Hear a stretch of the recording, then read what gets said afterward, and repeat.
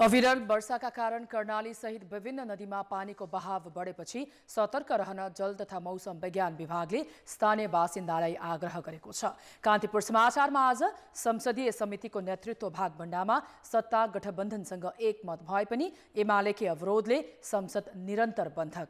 विवादास्पद छविका ल्यार्ख्याल लामालाई लुम्बिनी विकास कोष उपाध्यक्ष नियुक्त गर्ने सरकारको निर्णय विवादमा सुन तस्करी प्रकरणको अनुसन्धान गर्न सीआईबीले बनायो प्रहरी उपरीक्षकको नेतृत्वमा टोली। अनि अमेरिकी उपविदेश मन्त्रीले निजेरका सैनिक शासकलाई भेटेर लोकतन्त्र बहाली गर्न दबाब दिएको अन्तर्राष्ट्रिय प्रसङ्ग र महिला विश्वकपमा आजका खेल सम्बन्धी जानकारी पनि हामीसँग छन्। नमस्कार, अब मुख्य समाचार। आँखा पाक्ने समस्याले महामारीको रूप लिन थालेपछि स्थानीय तहले विद्यालय बन्द गर्न थाले। अस्पतालमा बिरामीको चाप, आँखा नमिच्न र पानीले नपखाल्न चिकित्सकको सुझाव। ललिता निवास प्रकरणमा सर्वोच्चको आदेशपछि अख्तियारमाथि पुनः अनुसन्धानको दबाव। विज्ञ भन्छन् नीतिगत निर्णयका नाममा अनुमुक्ति पाएकामाथि तत्काल छानबिन होस्। लुम्बिनी सरकारको स्मार्ट कृषि गाउँ कार्यक्रम असफल हुँदा 5 वर्षमा 1 अर्ब लगानी खेर। उत्पादनलाई बजारसँग जोड्न नसक्दा अवधारणामाथि नै प्रश्न। निजेरका सैनिक शासक र अमेरिकी कूटनीतिज्ञ बीच भेटवार्ता। अपदस्थ राष्ट्रपति बाजुमलाई रिहाई गर्न अमेरिकाको दबाव। र एएफसी कप प्लेअफमा आज मछिन्द्र क्लबले भुटानको पारोसँग प्रतिस्पर्धा गर्दै खेल कठिन र रोचक हुने दुवै प्रशिक्षकको भनाइ। निरन्तर परेको पानीका कारण देशका विभिन्न भागमा बाढी, पहिरो र डुबानको जोखिम बढेको छ। पहिरोले मुगलिन नारायणगढ सडक खण्ड अवरुद्ध भएको छ। कर्णाली नदीमा पानीको सतह उच्च भएको छ। यस्तै बर्दियाको बबई पनि जल सतह बढेको जल मापन केन्द्रले जनाएको छ। स्थानीय प्रशासनले तटीय क्षेत्रका बासिन्दालाई उच्च सतर्कतामा रहन आग्रह गरेको बर्दियाका प्रमुख जिल्ला अधिकारी नारायण प्रसाद रिजालले बताएका छन्। तटीय क्षेत्रका जोखिम नियन्त्रण गर्ने स्थानीय समूहले बाढीको जानकारी गराउन साइरन बजाइएको छ। उता कर्णालीमा जल सतह बढेको छ। उता सप्तकोशीमा पनि पानीको सतह बढेको छ। नेपाल प्रहरीको केन्द्रीय अनुसन्धान ब्युरो सीआईबीले 1 क्विन्टल सुन तस्करी प्रकरणको अनुसन्धान गर्न प्रहरी उपरीक्षक सञ्जय सिंह थापाको नेतृत्वमा टोली गठन गरेको छ। सरकारको निर्देशनमा राजस्व अनुसन्धान विभागले सुन प्रकरणको अनुसन्धान गर्ने जिम्मा प्रहरीलाई दिएपछि सीआईबीले थापाको नेतृत्वमा अनुसन्धान टोली गठन गरेको हो। राजस्वले अन्तर्देशीय तथा सङ्गठित अपराध सम्बन्धी मुद्दा भन्दै 20 दिनपछि प्रहरीलाई जिम्मा लगाएको थियो। सीआईबी प्रमुख किरण बज्राचार्यले प्रहरी उपरीक्षक थापाको नेतृत्वमा टोली गठन गरेकी हुन्। सङ्गठित अपराधको कसुरमा पक्राउ परेकाहरूलाई अनुसन्धान गर्न 60 दिनसम्म हिरासतमा राख्ने अधिकार प्रहरीलाई छ। सुन प्रकरणमा चीन, भारत, बेल्जियम गरी 3 विदेशी नागरिक सहित 18 जना पक्राउ परेका छन्।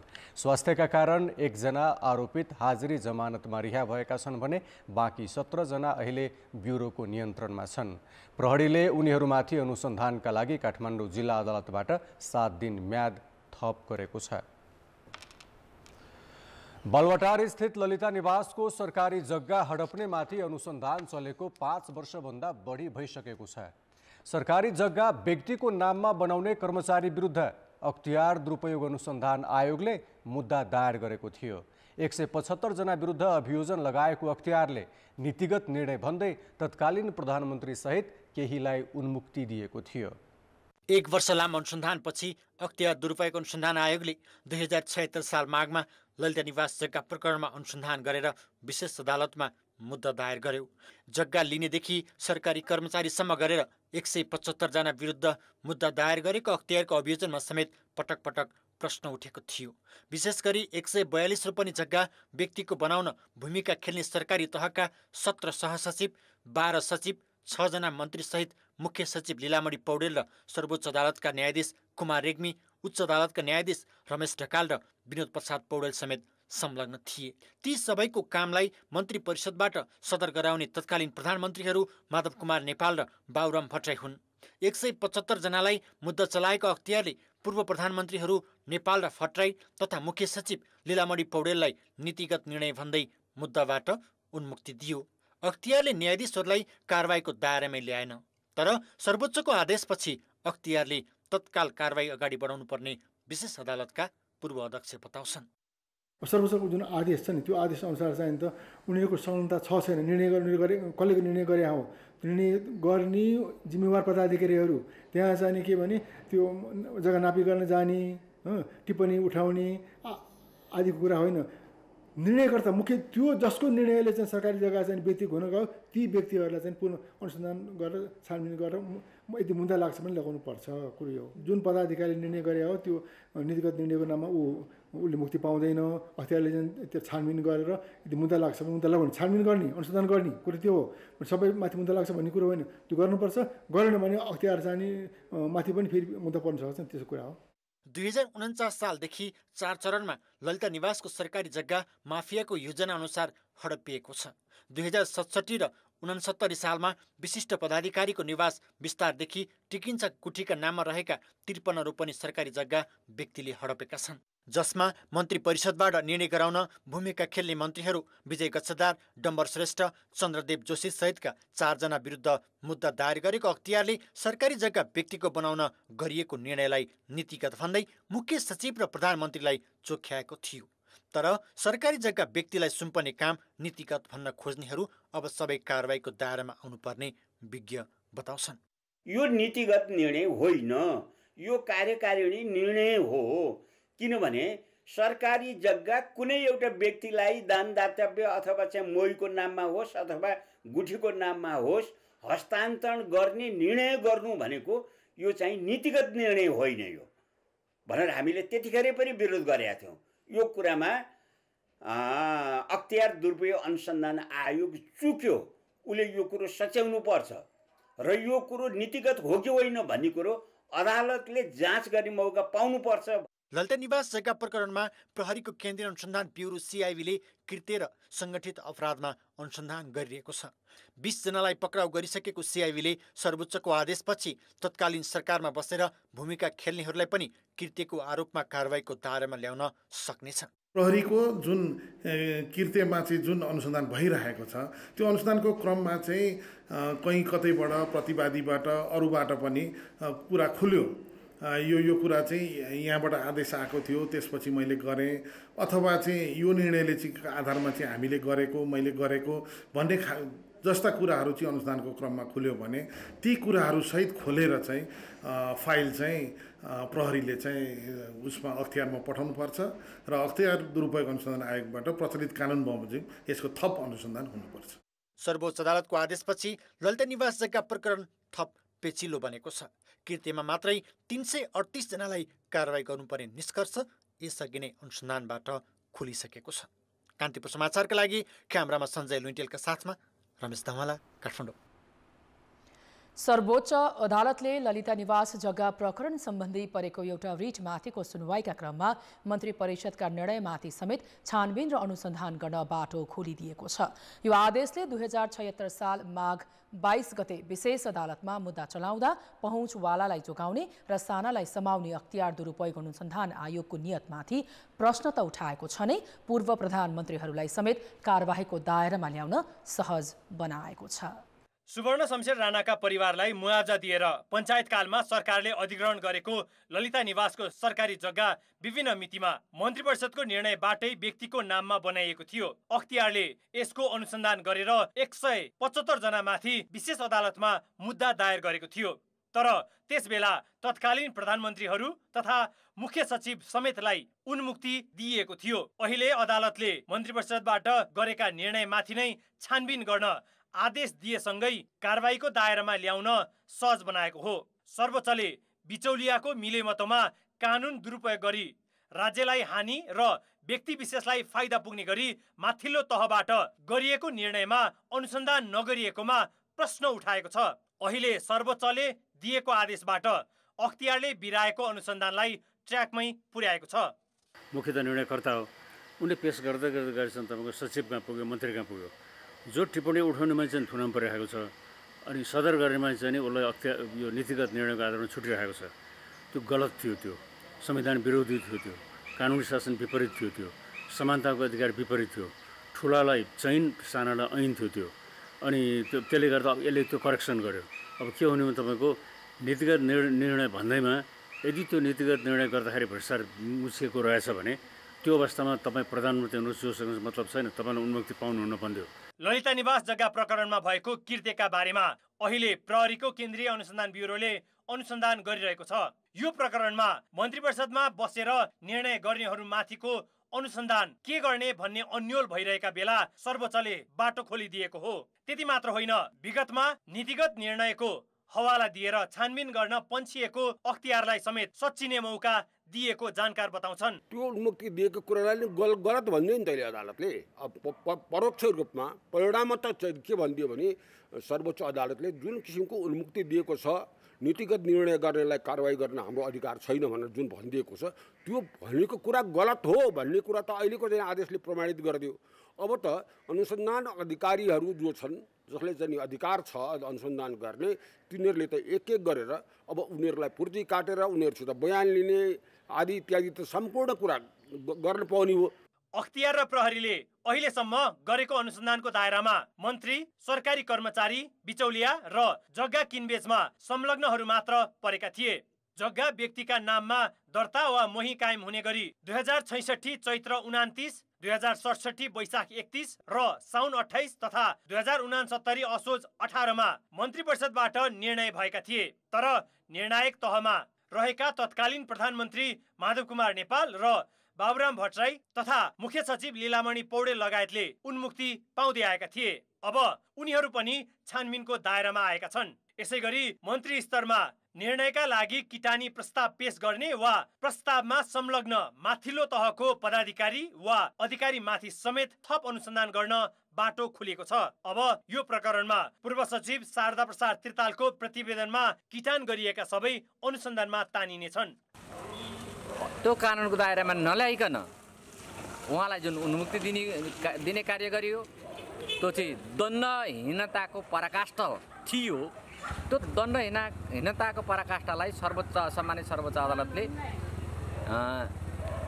कानुनको दायरामा ल्याऊ भनेर कानुनी विधि र पद्धतिको शासन व्यवस्थालाई अगाडि बढाउन निर्देशन गरेको देखिन्छ। सर्वोच्च अदालतको फैसला कार्यान्वयन नगरेको ठहरिन्छ र त्यसभित्र जुन जुन पदाधिकारीहरू रहेको छ, ती पदाधिकारीहरू माथि पनि प्रश्न चिन्ह उठ्छ र उहाँहरूको पदाधिकारी पदको म्याद सकिसकेपछि त उहाँहरूलाई पनि त फेरि कारवाही हुन्छ नि त। त्यो विषयमा त्यो अवस्थामा किन कारवाही अगाडि नबढाएको भनेर त्यो बारेमा पनि उहाँहरूमाथि नै कारवाही हुने स्थिति चाहिँ छ।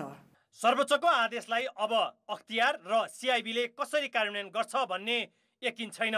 तर गलत मनसाय राखेर नीतिगत भन्दै मन्त्री परिषदमा प्रस्ताव पठाउने र निर्णय गराएर उन्मुक्ति पाउने प्रचलनलाई भने सर्वोच्च अदालतको एउटा आदेशले लगाम लगाइदिएको छ। कान्तिपुर समाचारका लागि जिल्ला सहकर्मी अर्जुन सुवेदीको सहयोगमा क्यामेरामा विनोद कोजुका साथ सुबिन्द्र श्रेष्ठ, काठमाडौँ।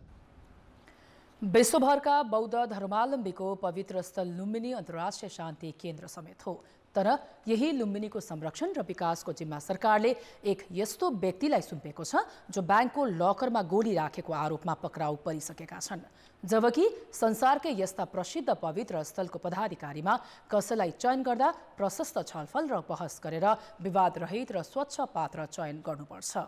दोहोरो नागरिकता, तिब्बती शरणार्थीको परिचय पत्र, भारतीय रासन कार्ड र राहदानी लिएको तथा ठगी गरेको आरोप लागेका विवादास्पद तीनै पात्र ल्यार्क्याल लामालाई सरकारले किन लुम्बिनी विकास कोषको उपाध्यक्ष बनायो?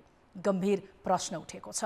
यो नियुक्तिले सरकार त विवादमा तानिएको छ नै, संसारकै शान्ति केन्द्र लुम्बिनीको साख गिराउने काम समेत भएको छ।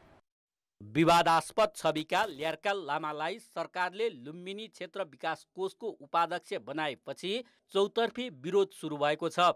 काङ्ग्रेस एमाले हुँदै अहिले माओवादी केन्द्रका केन्द्रीय सदस्य रहेका लामा धेरै पटक विवादमा तानिएका पात्र हुन्। उनले दोहोरो नागरिकता, भारतीय रासन कार्ड तथा राहदानी, तिब्बती शरणार्थी परिचय पत्र लिएको र ठगी तथा अकुत सम्पत्ति आर्जन गरेको आरोप छ। ब्याङ्कको लकरमा बन्दुकको गोली राखेको भेटिएपछि उनी पक्राउ समेत परेका थिए।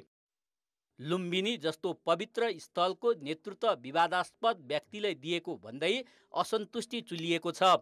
सकभर त्यस्तो मुद्दा लागेको अपराध मुद्दा लागेको व्यक्ति नआउनु पर्ने हो। त राजनीतिक नियुक्तिको कारणले नै यो भइरहेछ। अब कुनै मुद्दा लागे पनि उहाँलाई अब कहिले 30 लाख रुपियाँको धरौटीमा छुट्यो भन्ने पनि सुनेको छु।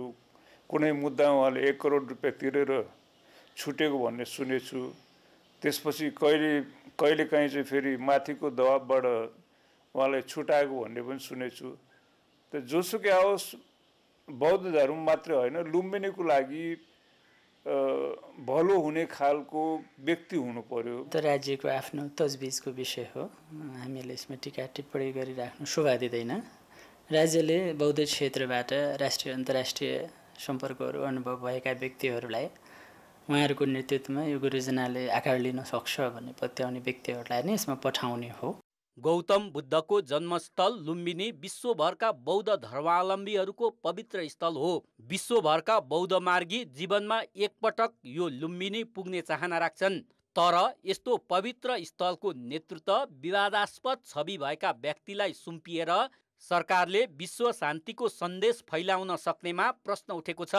द्वैत चरित्र भन्छौ नि, भन्नलाई एउटा कुरा भन्ने, पब्लिक कन्ज्युम्सनको निम्ति, पपुलारिटीको निम्ति, सुशासनको कुरा गर्ने, तर भित्री रूपमा चाहिँ काम गर्दाखेरि चाहिँ सुशासनलाई धक्का पर्ने अथवा सुशासनलाई चाहिँ प्रभाव पार्ने र मुलुकलाई चाहिँ एउटा गलत दिशातिर लाने जुन कामहरू भएको छ, यो भनेको चाहिँ सरकारको चाहिँ एउटा डबल स्ट्यान्डर्ड हो। लामा वैदेशिक रोजगारीका लागि मकाउ पठाउने भन्दै ठगी गरेको आरोपमा 2072 चैतमा पक्राउ परेका थिए, तर 30 लाख धरौटीमा रिहा भए। 2073 फागुनमा इन्भेस्टमेन्ट ब्याङ्कको लकरमा उनले राखेका 14 थान गोली भेटिएको थियो। त्यसबेला पक्राउ परेका उनी 66,700 रुपियाँ धरौटीमा रिहा भएका थिए। यस्ता व्यक्तिलाई नियुक्ति गर्दा पनि सरकारले त्यसको बचाउ गर्दै आएको छ। त्यति ठुलो उचाइ हासिल गरिसकेको मान्छे, पद प्राप्त गरिसकेको मान्छे आज लुम्बिनीको सानो एउटा सेरेमोनियल पदमा जानुभएको छ। यहाँ विवाद छ, त्यस कारण त्यति धेरै विवाद गर्नु भनेको चाहिँ अलिक नियोजित ढङ्गले विवादित बनाउनु खोजिएको होला। लामा पटक पटक राजनीतिक दलहरूको छत्रछायामा अवसर पाएका पात्र हुन्। 2058 सालमा उनलाई काङ्ग्रेसले गुम्बा व्यवस्था विकास समितिको अध्यक्ष बनाएको थियो। 2064 सालमा उनी एमालेबाट समानुपातिक कोटाबाट संविधान सभा सदस्य भए। 2067 झलनाथ खनाल नेतृत्वको सरकारमा अर्थ राज्य मन्त्री भएका थिए, तर दोहोरो नागरिकताको विवादमा मुछिएपछि 2 सातामै राजीनामा दिएका थिए। 2070 सालको दोस्रो संविधान सभा निर्वाचनमा पनि उनी माओवादीबाट समानुपातिक कोटामा सभासद भएका थिए। उनलाई नजिकबाट चिन्नेहरू उनी सबै दल र नेतालाई किन्न सक्ने र जस्तोसुकै प्रभाव पारेर पनि आफ्नो स्वार्थ सिद्ध गर्न सक्ने व्यक्ति हुन् भन्छन् र उनी लुम्बिनीमा पुगेर आफ्ना पुराना कर्तुतहरूबाट चोखिन चाहन्छन्। कान्तिपुर समाचारका लागि लुम्बिनीबाट भुवन पाण्डे र क्यामेरामा रूपक कोइरालाका साथ पर्वतराज घिमिरे, काठमाडौँ। अब जनताको आवाज हामीले 7 प्रदेशमा सोधेका छौँ। विवादास्पद छविका व्यक्तिलाई पटक पटक उच्च राजनीतिक नियुक्ति दिने प्रवृत्तिलाई के भन्ने?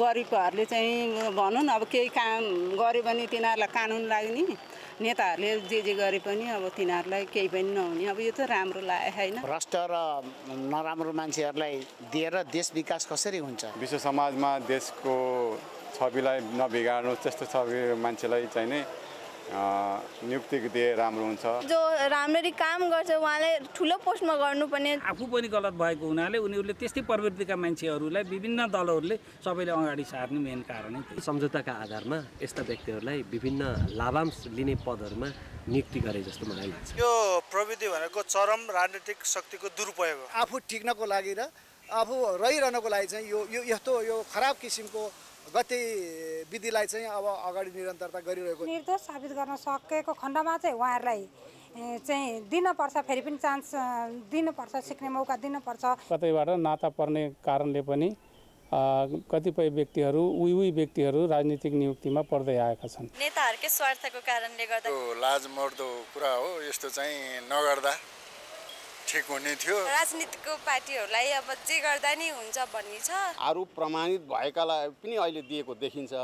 बिल्कुल यस्तो काम गर्नु हुँदैन। यसले गर्दा राजनीतिक पार्टीहरूको छवि गिर्दै गएको छ। निर्वाचन खर्च उठाउनका लागि बिचौलिया आफू अनुकूलको मान्छे आफू नजिकको मान्छे राजनीतिक भाडा गर्ने नियुक्ति गर्ने प्रक्रिया राम्ररी छानबिन गरेर अब के रहेछ त उसको वास्तविकता खोज्नुपर्छ। आफूलाई सपोर्ट होस् र भविष्यमा यो कुराहरू पनि लिक आउट नहोस् भन्नका लागि यस्ता खाले मान्छेलाई खोजी नियुक्ति दिइरहेको बुझिन्छ।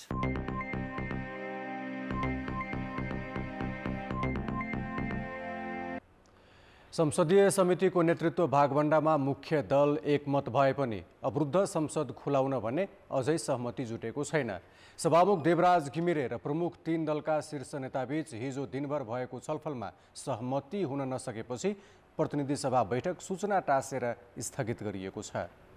सुन तस्करी प्रकरणमा प्रमुख प्रतिपक्षीले माग गरेको उच्चस्तरीय छानबिन समिति गठनको विषयमा दलहरूका बीचमा सहमति जुट्न नसक्दा प्रतिनिधि सभाको बैठक सूचना टाँसेर स्थगित गरिएको हो।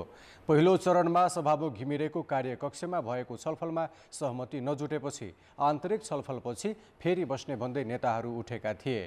त्यसपछि संसद भवन बानेश्वरमा बसेको दोस्रो बैठकमा पनि सुन तस्करी प्रकरणको छानबिन समिति गठनका विषयमा दलहरूका बीचमा कुरा मिल्न सकेन।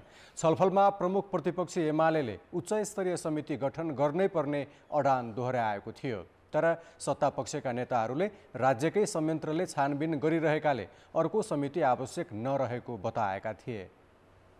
निकाय जो प्रतिस्पर्धी छ, सक्षम छ, त्यसले अनुसन्धान गरिरहेको बेला बीचमै अर्को आयोग गठन गरेर यसलाई अल्मल्याउने खालको काम हुन सक्दैन।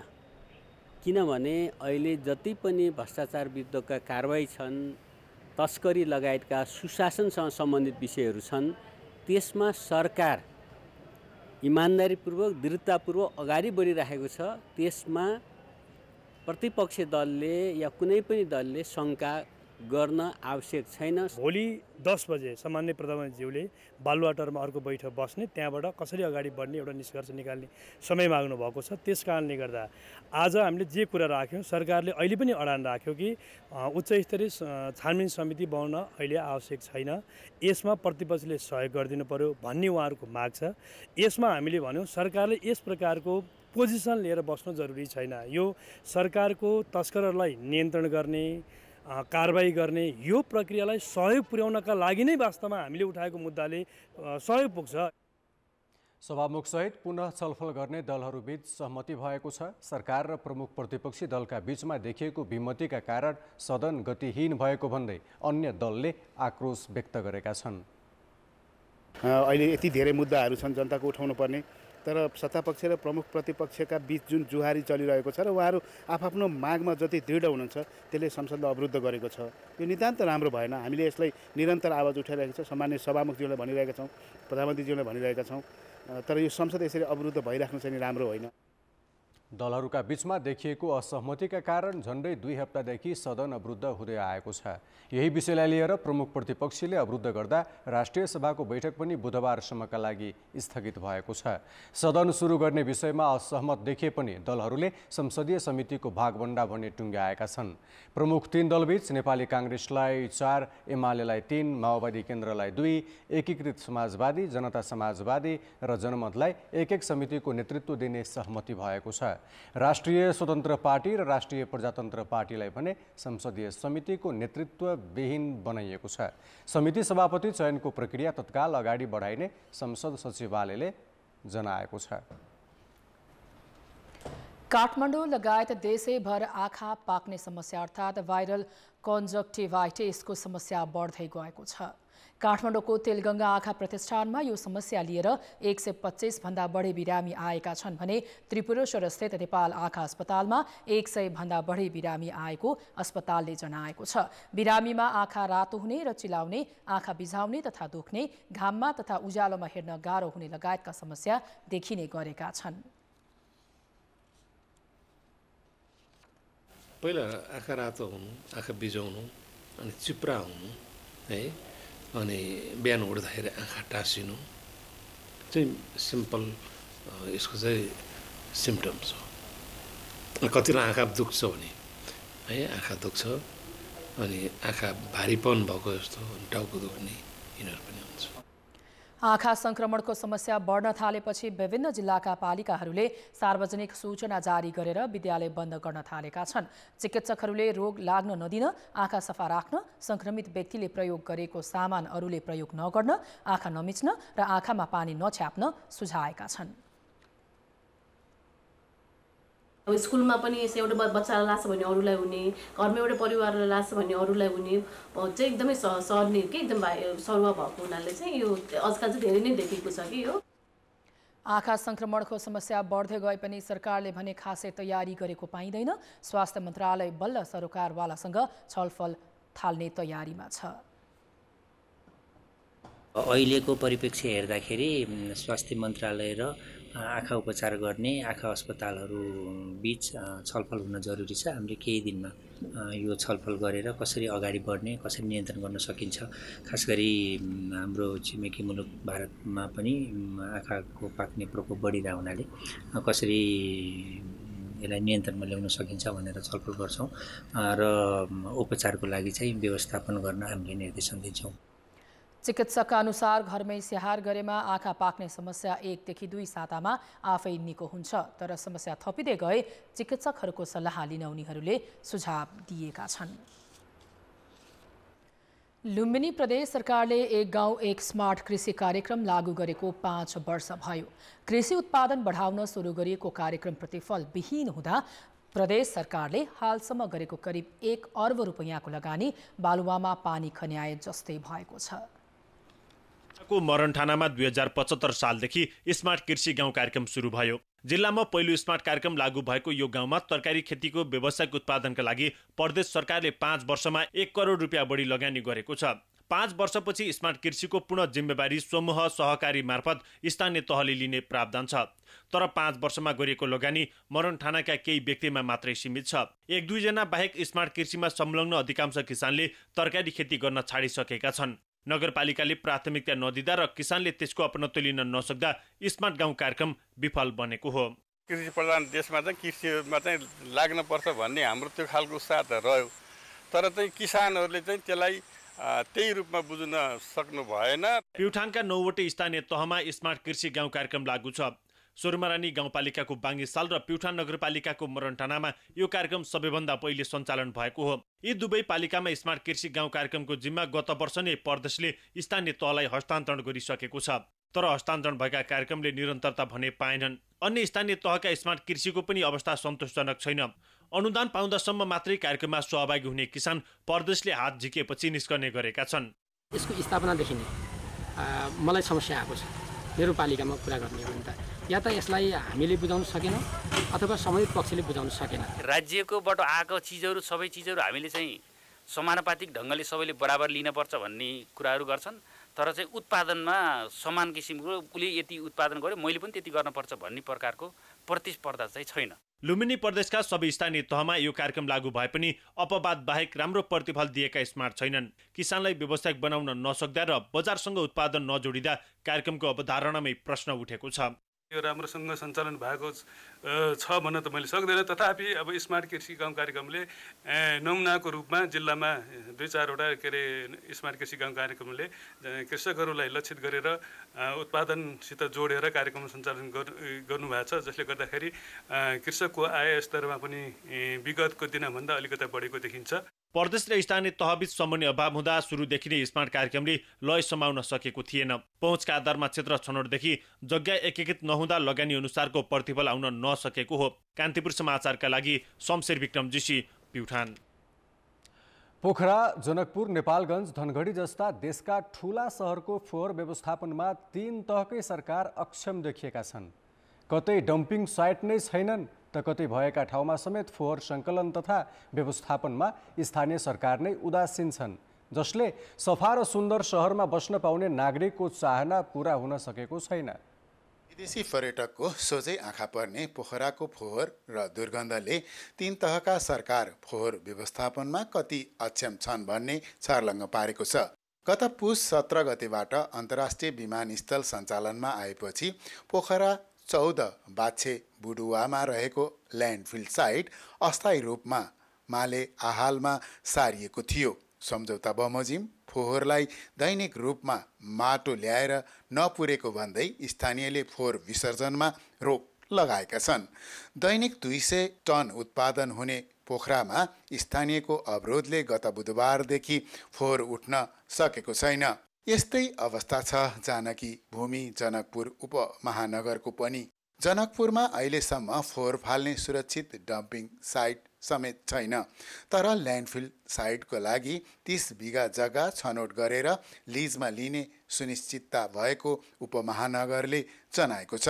उपमहानगरले फोहोर उठाएर पनि बजार क्षेत्रभन्दा केही पर अव्यवस्थित रूपमै र नदी किनारमा फाल्ने गरेको छ। साइडमा कुनै किसिमको ल्यान्डफिलको व्यवस्था नभएको कारणले पनि यो फोहोरहरू चाहिँ थुपारेको छ। हालको लागि 19 नम्बर वडामा हामीले 8-9 कट्ठा जग्गा चाहिँ राखेका छौँ लिजमा, जसमा अस्थायी रूपमा फोहोर व्यवस्थापन हामी गरिरहेछौँ। लामे हालमा अस्थायी गरेका छौँ। त्यसमा केही कमजोरी भएको छ हाम्रो स्टाफहरूको तर्फबाट पुर्ने कुरामा। बिचमा चाहिँ हाम्रो त्यो एक्सकाभेटर चाहिँ पनि नयाँ हामीले खरिद गरेका छौँ। बहालमा लिँदा आदि कुरामा चाहिँ केही कुनै दिन नपाएर यस्तो ढिलो भएको पनि हुनसक्छ। र हामीले हाम्रो फोहोर सङ्कलन गर्ने साथीहरूलाई पनि सेड्युल चाहिँ 5 बजेभन्दा पछाडि चाहिँ नलाने सेड्युल मिलाउँदैछौँ। पश्चिम नेपालको प्रमुख व्यापारिक सहर नेपालगञ्ज उपमहानगर कुरूप बन्दै गएको छ। दैनिक कम्तीमा 50 मेट्रिक टन फोहोर उत्पादन हुने गरेकोमा 25 टन प्रशोधन केन्द्रसम्म पुग्छ। तर नेपालगञ्ज सहरको सुन्दरीकरण र फोहोर व्यवस्थापनप्रति उपमहानगर नेतृत्वको पटक्कै ध्यान गएको छैन। सुदूरपश्चिमको कैलाली स्थित धनगढी उपमहानगरले पनि फोहोर फाल्ने ल्यान्डफिल साइट बनाएको छैन। जबकि यहाँ दैनिक 36 टन फोहोर उत्पादन हुन्छ। तर पनि प्लास्टिक प्रयोगमा भने प्रतिबन्ध लगाएको छ। धनगढीको चाहिँ बजारको चाहिँ धेरै ठाउँमा चाहिँ हामीले यो डस्टबिनहरू कुहिने र नकुहिने डस्टबिन अलग्गै छुट्याएर त्यो राखेको पनि छौँ। र अहिलेदेखि नै हामीले यो प्र्याक्टिसमा ल्यायौँ। अहिले हामीले भाडाको जमिन लिएर हामीले त्यहाँ आफ्नो संरचना बनाएर यसलाई सुरु गरिरहेछौँ। व्यापारिक सहर वीरगञ्जको अवस्था भने केही सुधार उन्मुख छ। केही वर्ष अघिसम्म अस्तव्यस्त र दुर्गन्धित नगरका रूपमा परिचित वीरगञ्ज महानगर क्षेत्रलाई सरसफाइका दृष्टिले मुलुककै नमुना महानगर बनाउने लक्ष्यका साथ योजना अघि बढाइएको छ। 4 वर्ष अघि डम्पिङ साइट बनाइएको वीरगञ्जले निजी संस्थासँग सहकार्य गरी महानगरका 32 वटै वडामा 3 चरणमा नियमित सरसफाइ हुँदै आएको छ। वीरगञ्जमा जथाभावी फोहोर फाल्नेमाथि सार्वजनिक अपराध कसुर सम्बन्धी मुद्दा नै चलाउने गरिएको छ। हामीले यो सरसफाइलाई झन् वर्गी ठुलो मात्रामा सफा गर्नलाई हामी हरेक वार्डमा 5 जना सफाइकर्मी पनि थपिएका छौँ। ठुला शहरमा ठुलै समस्या देखिएका बेला औद्योगिक नगरी विराटनगरमा भने अरू सहरको जस्तो भद्रगोल अवस्था र समस्या देखिएको छैन। कान्तिपुर समाचारका लागि जनकपुर, वीरगञ्ज, पोखरा र कैलाली सहकर्मीहरू र सविता जीसीका साथ जे पाण्डे, नेपालगञ्ज, बाँके। अब जनमत। हाम्रो प्रश्न छ, ठुला सहरको फोहोर व्यवस्थापनको समस्या किन समाधान नभएको होला? ए. समन्वय अभाव, बी. योजनाविहीन नेतृत्व र सी. नागरिक सचेतनामा कमी। जनमतको अन्तिम परिणाम आज बेलुकी 8 बजेको कान्तिपुर समाचारमा प्रसारण गर्नेछौँ। कृपया NEWS न्युज स्पेस हेबी वा सी टाइप गरी 34001मा SMS गरी आफ्नो मत व्यक्त गर्नुहोला। अर्थ र विकास। ब्याङ्कहरूको नाफा गत वर्षको तुलनामा सामान्य बढेको देखिए पनि शेयरधनीलाई बाँड्न सक्ने गरी छुट्याइएको वितरण योग्य मुनाफा भने अधिकांशको घटेको छ। निक्षेपको तुलनामा कर्जाको ब्याज दर उच्च र कर्जा विस्तारमा भएको वृद्धिका कारण ब्याङ्कहरूको नाफा बढेको देखिएको हो। तर खराब कर्जा बढेका कारण ब्याङ्कहरूको वितरण योग्य नाफा भने घटेको छ। 20 वटा वाणिज्य ब्याङ्कहरूले प्रकाशित गरेको गत आर्थिक वर्षको वित्तीय प्रतिवेदनमा 18 ब्याङ्कको नाफामा वृद्धि देखिएको छ। गत आर्थिक वर्षमा 20 ब्याङ्कले 70 अर्ब 17 करोड नाफा कमाएका छन्। गत आर्थिक वर्ष 2078-79 यी ब्याङ्कले 66 अर्ब कमाएका थिए। नेभेल र ग्लोबल आइएमईले सबैभन्दा बढी नाफा कमाएका छन्। यी दुवै ब्याङ्कको नाफा 7 अर्बभन्दा माथि छ। नाफा उच्च कमाउने अन्यमा राष्ट्र वाणिज्य ब्याङ्क, NIC एसिया र इन्भेस्टमेन्ट मेगा छन्। प्राइम कमर्सियल र कुमारीको नाफा भने गत वर्षको तुलनामा घटेको छ। अन्य व्यवसायीहरू समस्यामा पर्दै गएका बेला अधिकांश ब्याङ्कको नाफा भने बढेको देखिएको छ। ओभरअल प्रफिट हेर्ने हो भने पनि ब्याङ्कहरूको करिब 70 अरब जतिको प्रफिट हुन गएको छ, जुन चाहिँ लास्ट इयर यो कन्सोलिडेसन मर्जरहरूको लागि पनि लिएर हेर्ने हो भने 66 अरब थियो भन्दाखेरि जम्मा 4-5%, 5%को मात्रै ओभरअल ग्रोथ हुन सकेको छ भन्दाखेरि र इम्प्याक्टेड चाहिँ भएको छ ब्याङ्किङ इन्डस्ट्री, जुन पछिल्लो कोभिड पछाडिको जुन अप्ठ्यारो अवस्थाबाट आइपुग्दाखेरि योपालि चाहिँ ओभरअल ब्याङ्किङ पर्फर्मेन्सलाई अप्ठ्यारै परेको छ। शेयर धनीलाई वितरण गर्न छुट्याइएको नाफा भने अधिकांशको घटेको छ। ब्याङ्कहरूको खराब कर्जा बढेकाले त्यस बापत नाफाबाट थप रकम छुट्याउनु पर्ने भएकाले वितरण योग्य नाफा घटेको हो। मागमा आएको कमी र चर्को ब्याज दरका कारण व्यवसायीले ब्याङ्कको ब्याज र किस्ता समयमै तिर्न सकेका छैनन्, जसका कारण ब्याङ्कहरूको खराब कर्जा बढ्दै गएको छ। खराब कर्जा गत वर्षको असार मसान्तमा औसतमा 1.20% रहेकोमा अहिले 2.70% कायम भएको छ। हिमालयन र कुमारी ब्याङ्कले यो वर्ष ग्राहकलाई लाभांश नै दिन नसक्ने अवस्थामा रहेको देखिएको छ भने अन्य 12 ब्याङ्कको पनि वितरण योग्य मुनाफा घटेको छ। ठुल्ठुला कम्पनी उद्योगपतिहरूको ऋण चाहिँ उठाउन नसक्ने, सानसानोसँग मात्रै लिने, अनि त्यसले गर्दा के भयो भन्दा अब ऋण तिर्न नसकेपछि ठुला लगानीकर्तालाई अब मिलाएर गर्न पर्यो। मिलाएर गर्दाखेरि के हुने भयो त नाफा घटेर जाने भयो होइन, प्रोभिजनिङ पनि बढेर गयो। एनपी अब लिलामी भएको पनि फेरि जग्गाहरू बिक्री हुन चाहिँ मुस्किल भएको देखिन्छ ब्याङ्कमा। ब्याङ्कहरूले उठाउन नसकेको ब्याज 17 अर्ब 66 करोड रुपैयाँ पुगेको छ। उठाउन नसकेको ब्याजको 63% रकम नियामकीय प्रावधानमा राख्नुपर्छ। यस्तो रकम 11 अर्ब 13 करोड रुपैयाँ छ, जसका कारण ब्याङ्कहरूको नाफा बढ्दा पनि शेयर धनीले उच्च लाभांश नपाउने स्थिति आएको छ। अब अन्तर्राष्ट्रिय समाचार। अमेरिकी कार्यवाहक उपविदेश मन्त्री विक्टोरिया नुलान्डले अफ्रिकी मुलुक निजेरका सैनिक सरकारका प्रतिनिधिलाई भेटेर अपदस्थ राष्ट्रपतिको रिहाई र लोकतन्त्र बहालीको आग्रह गरेकी छन्। 2 साता अघि जुलाई 26मा भएको कुपछि निजेरमा अमेरिकी अधिकारीको यो पहिलो भ्रमण हो। सैनिक अधिकारी मुसा सालो बार्सो सहितका सैनिक अधिकृतसँग राजधानी नियामीमा खुला तर कठिन भेटवार्ता भएको नुलान्डले जनाएकी छन्। अपदस्थ राष्ट्रपति बाजुम र सैनिक सरकार प्रमुख अब्दुर रहमानी टिचियानीलाई भेट गर्ने नुलान्डको अवरोध अस्वीकार भएको छ।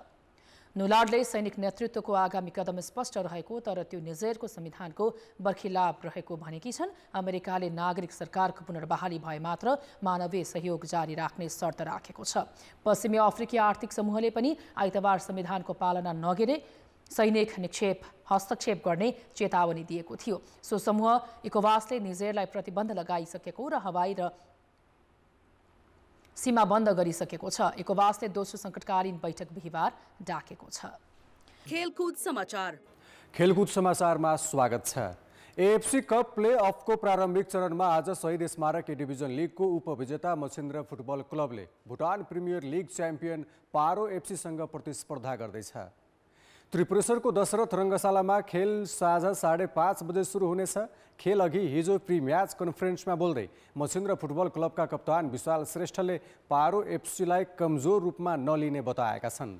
कप्तान श्रेष्ठले भुटानको लिग च्याम्पियन पारोमा राष्ट्रिय टिमका खेलाडी पनि भएकोले प्रतिस्पर्धा सहज नहुने बताए। यही खेलका लागि मछिन्द्रले थप 8 खेलाडीलाई अनुबन्ध गरेको छ। अभ्यासलाई वर्षाले केही प्रभावित पारे पनि टिममा राम्रो तालमेल रहेको कप्तान श्रेष्ठको भनाइ छ। भुटान प्रिमियर लिगको विजेता पारोका कप्तान किनले वाङचुकले पनि घरेलु लिग सुरु भइसकेकाले पारोका खेलाडी लयमा रहेको बताए। मछिन्द्रले एएफसी कप छनौट दोस्रो पटक खेल्दैछ। चर्च बॉयज युनाइटेडले लिग जिते पनि एएफसी क्लब लाइसेन्स नभएका कारण मछिन्द्रले खेल्ने अवसर पाएको हो। दुवै टिमका प्रशिक्षकले पनि मछिन्द्र र पारो बीचको खेल कठिन हुने बताएका छन्। मछिन्द्र र पारो बीचको खेलको विजेताले अर्को साता भारतको मोहन बगानसँग खेल्नेछ। गत संस्करण मछिन्द्र पहिलो चरणमा श्रीलङ्काको ब्लू स्टारसँग दशरथ रङ्गशालामा नै पराजित भएको थियो। आजको खेलको कान्तिपुर टिभी एचडी र कान्तिपुर सिनेप्लेक्स एचडीबाट प्रत्यक्ष प्रसारण हुनेछ। कान्तिपुर समाचार अहिलेलाई सकियो। कान्तिपुर टेलिभिजन हेर्दै गर्नुहोला। नमस्कार।